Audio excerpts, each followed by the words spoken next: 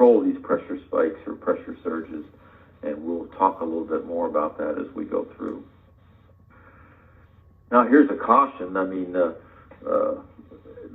is one reason that you need to do surge modeling, is that you can add a device and it actually can make the situation worse. And this example here is talking about an air vacuum valve, which is a device that pulls air into the system when you have a low pressure, subatmospheric pressure, and then when the pressure starts building up again, it expels the air.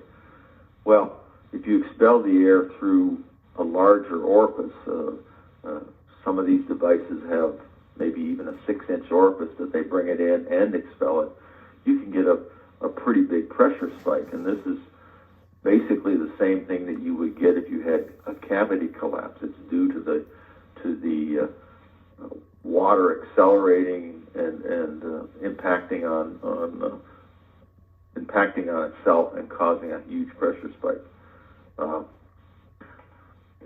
few years ago, they were having a problem in the Pittsburgh water system. Every time they had a power outage, they would rupture a pipe, and it turned out that the problem was due to this air slam from an air valve, and the solution was to put in a smaller orifice when you allow for the air to come out, a 2-stage air valve. And we're showing here that if this were, say, a 3-inch inlet and outlet orifice, we might get 100 psi pressure spike.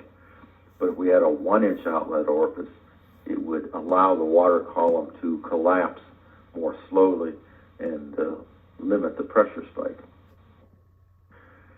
Well, one thing I certainly want to stress in this is that vapor cavities